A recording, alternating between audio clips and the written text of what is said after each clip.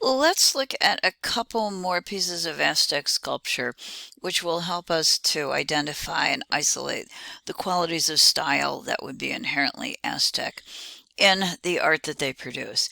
This one is a Jaguar vessel. It is 47 inches in length, which is coming in around 4 feet, so it's a fairly large Jaguar vessel. It was found in 1900, not very far from the Twin Temples, and we believe that it was used to hold human hearts that were extracted during the process of sacrifice. It is a depiction of a jaguar, and we remember that the eagles and the jaguars represented the two highest military orders in the Aztec world. We also remember that they were associated with sacrifice, the sacrifice of two different gods who jumped into a fire in order to propel the sun, to give the sun energy and strength. And when they re-emerged from the fire,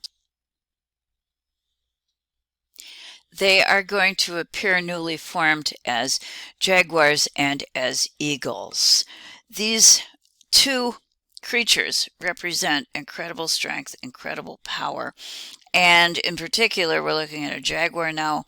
He was associated with courage, with virility. It is the jaguar is the largest cat of the New World and became an appropriate symbol of military courage for the ruler.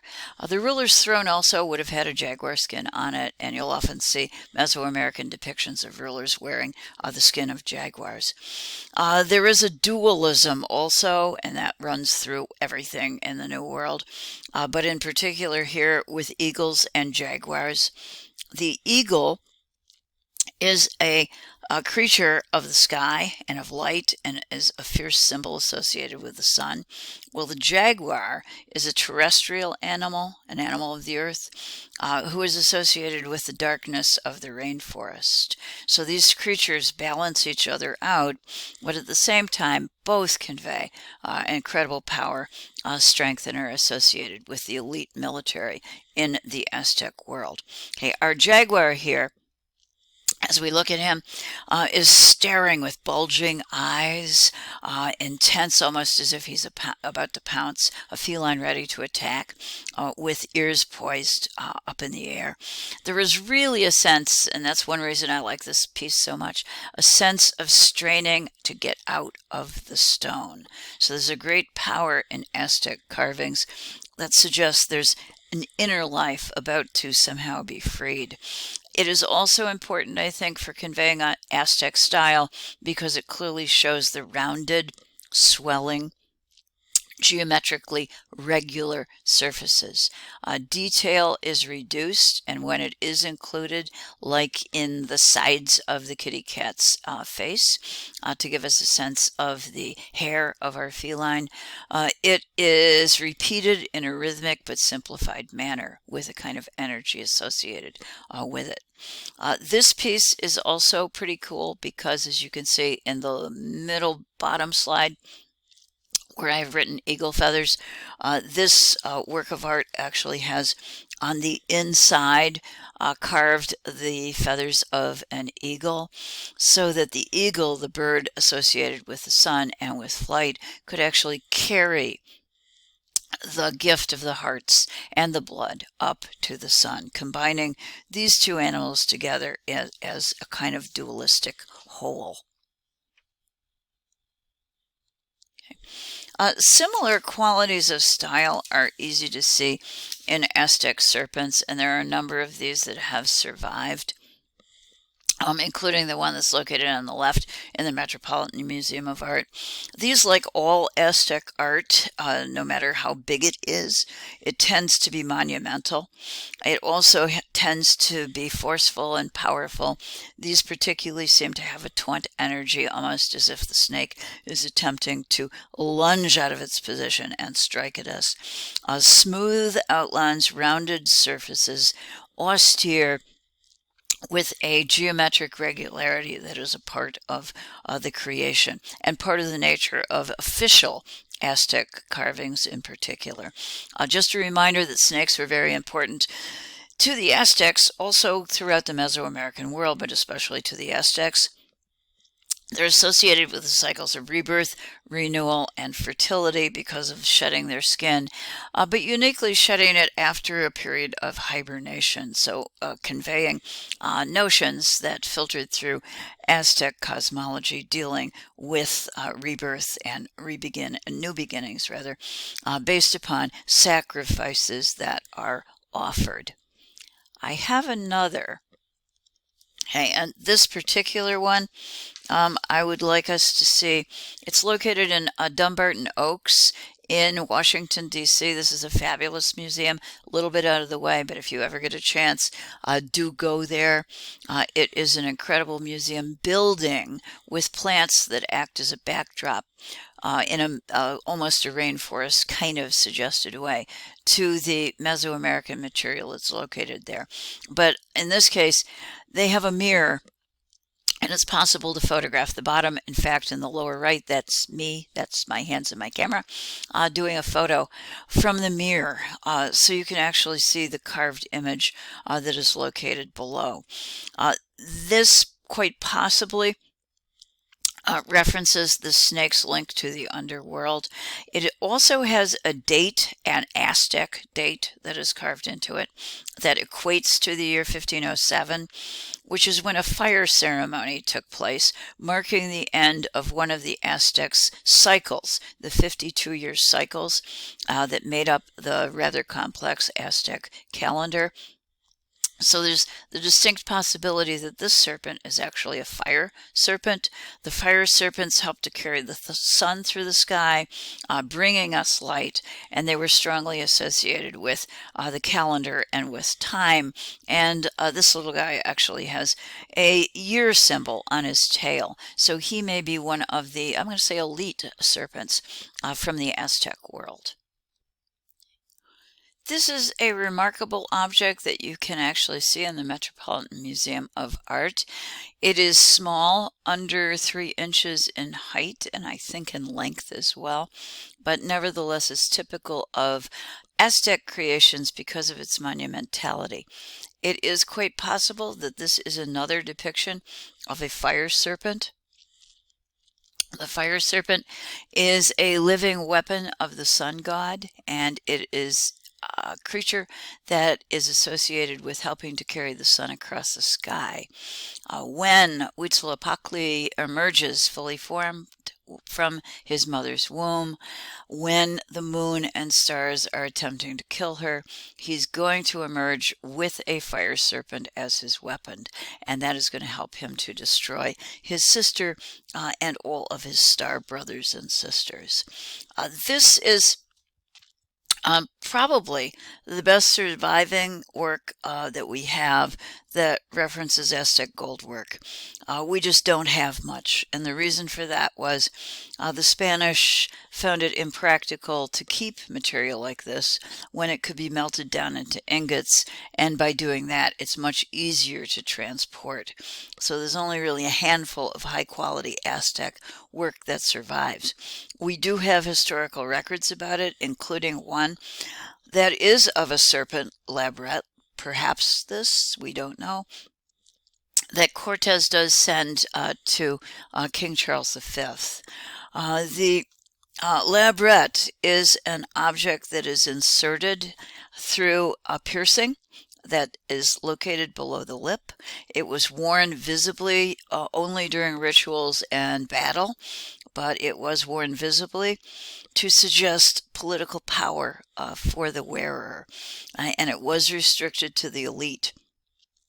There was an expression of being a great speaker, describing a person of royal position as someone who could speak with authority and power for the Aztec Empire. So accenting the mouth may in fact reflect that, and it may suggest a link to the royal house. I can say for sure that a labret would have been worn by the emperor, essentially the Aztec ruler or king, on ritual occasions as well as in battle if he participated in battle. It was also, we know, a part of his accession ritual, and it was one of the items of regalia that would have belonged to an Aztec ruler. The Aztec rulers and the nobles' labrets would indeed have been gold. Gold in the Aztec world was considered to be quote unquote godly excrement, waste essentially of the sun. That was such sacred material, it was associated with the gods and with the power of the gods, but particularly with the power of the sun. Consequently, gold was restricted to the nobility. Others could wear labrets, but they would have been of lesser material, perhaps of a greenstone or perhaps of obsidian, but they vary, or perhaps another metal, but not of gold, which was associated specifically with the gods, with the realm of the gods, and especially with the sun. These objects were created using the lost wax process. And let me just show us a couple other slides here. This is a serpent poised as if it is ready to strike, so it does have a great deal of power associated with it, typical of Aztec creations. It also has that monumentality. It's imposing, it's grand despite its size, and it has a quality of geometric simplicity or regularity. You can see the visible fangs and the serrated teeth on the mouth of the serpent. What I'd also like you to see, however, is that it has a movable tongue. It's got a bifurcated, basically in halves, two halves, of a tongue that is movable. The image that I'm showing you on the left is the tongue being pulled inward. The one that's on the right is the tongue being fully extended. The wearer of this could allow the tongue also to swing from side to side. So it would be kind of hard to miss it when someone was wearing this. If you go below, there's a diagram showing what this would have looked like. And next to it is the back piece. There's a flange that could have fit inside the mouth of the wearer that would have allowed the labret to actually stay in place. A last word about serpents. I've already talked about them a couple times in terms of rebirth and renewal, but they're also an anomalous figure. By that I mean something that breaks the rules. It is a creature in particular that's able to exist in two or more worlds and travel between them. Snakes can exist in water. We can see water snakes. They can also exist on the ground. They can also burrow into the ground to create essentially dens where they will hibernate or perhaps where they will bear their young. They can also climb trees. These are really amazing creatures with extraordinary power, and in the traditional world of Mesoamerica, they would also have been viewed as very powerful creatures because they could go beyond the boundaries of a single realm. So snakes are often associated with heroes and rulers and become symbolic of their power, in addition to being associated with ideas of rebirth and renewal. Because this one, and I'm sorry I don't have a top view, it has some feathers that are engraved on the top of its head. It also has scales underneath its jaw, so rather fine detail is a part of this. The head feathers may indeed reference a feathered headdress and indicate that this is a fire serpent, one of those living weapons of the Aztec god of the sun. I don't know if Albert Durer saw anything exactly like our fire serpent, but I do know that Mr. Durer was a prominent, very important high Renaissance artist from Germany who was trained as a goldsmith before he was apprenticed as a painter, and that would have given him a particular insight and understanding into the working of fine metals. I also know that he's the first European artist to appreciate Aztec art, and it has taken centuries for the rest of us to catch up with Durer. Let me give you just a little bit of the text from Durer's diary after he saw a show of work from the New World from the Aztecs in particular, that was displayed in the Netherlands. Durer was on a trip visiting the Netherlands, and in Brussels there was an exhibition. I'm just going to read a portion of this. I saw the things which had been brought to the king from the new land of gold. Okay, we're talking back here of Mesoamerica and everything across the ocean as being part of the new world, the new land.